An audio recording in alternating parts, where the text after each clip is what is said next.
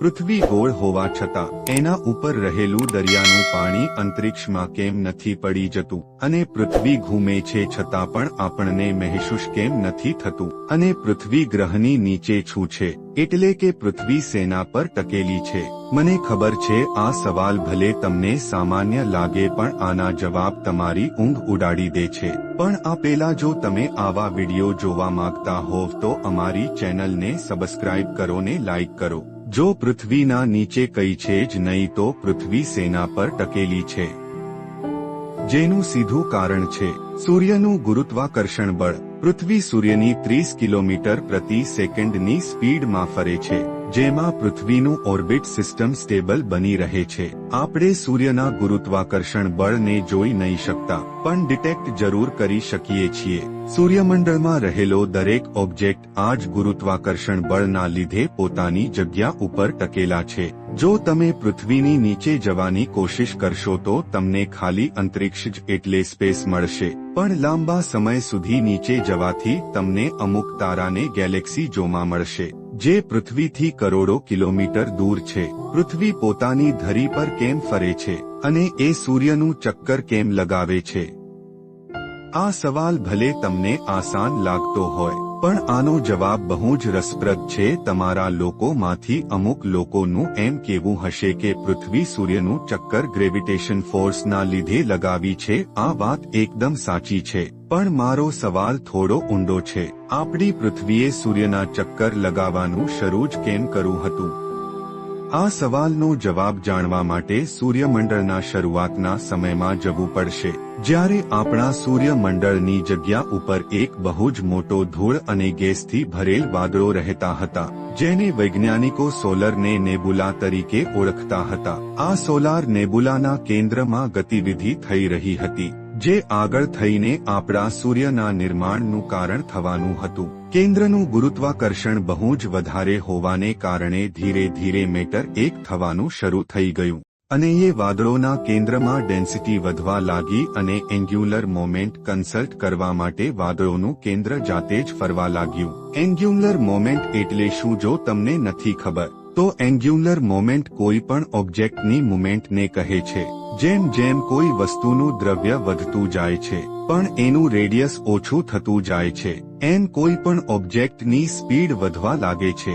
Solar નેબુલાના કેન્દ્રમાં matter એક થવાને કારણે જેમ એનું પણ દ્રવ્યમાન વધતું જઈ રહ્યું હતું, એક સમય એવો આવ્યો કે એના કેન્દ્ર એ ફરવાનું શરૂ કરી દીધું, જેના પરિણામ સ્વરૂપે આખું વાદળું જ ફરવા લાગ્યું અને સોલર નેબુલાનું કેન્દ્ર સૂર્યમાં ફેરવાઈ ગયું. એના આજુબાજુના વાદળો એક પ્લેનેટરી ડિસ્ક બની ગઈ અને આપણા ગ્રહનું નિર્માણ થયું. સૂર્યને બન્યા પછી થોડા લાખ સમય પછી આપણી પૃથ્વીનું નિર્માણ પણ શરૂ થઈ ગયું, એટલે કે એનું નિર્માણ ફરતી પ્લેનેટરી ડિસ્કમાંથી થયો હતો. એટલા માટે આ પણ સૂર્યનું ચક્કર લગાવવા લાગી. પણ તમે કદી એવું વિચાર્યું છે કે પૃથ્વી ફરે છે એવું તમને મહેસૂસ કેમ નથી થતું? પૃથ્વી 30 કિલોમીટર પ્રતિ સેકન્ડની સ્પીડમાં ફરે છે, પણ આટલું સ્પીડમાં ફરવા છતાં આપણને એની ગતિનો થોડોય આભાસ થતો નથી. આવું કેમ છે? આનો જવાબ બહુ જ સરળ છે. આપણે પૃથ્વીની રોટેશન એટલા માટે મહેસૂસ નથી કરી શકતા કેમ કે પૃથ્વી કોન્સ્ટન્ટ છે. આને એક એક્ઝામ્પલથી સમજીએ. માની લો કે તમે એક બસમાં બેઠા છો, જે એકદમ સારા રોડ ઉપર જાય છે.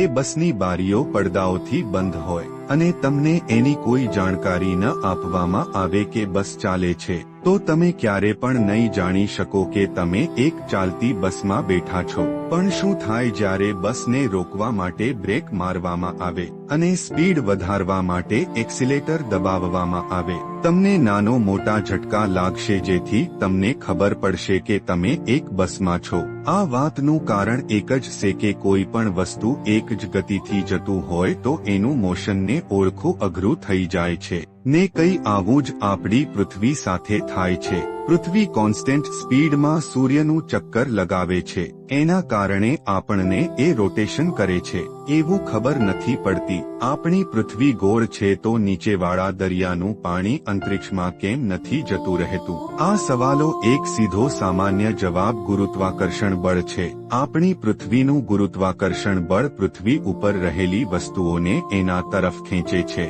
જો એનાથી બહાર નીકળવું હોય તો ઓછામાં ઓછો 12 કિલોમીટર પ્રતિ સેકન્ડની સ્પીડથી ઉપરની તરફ જવું પડશે.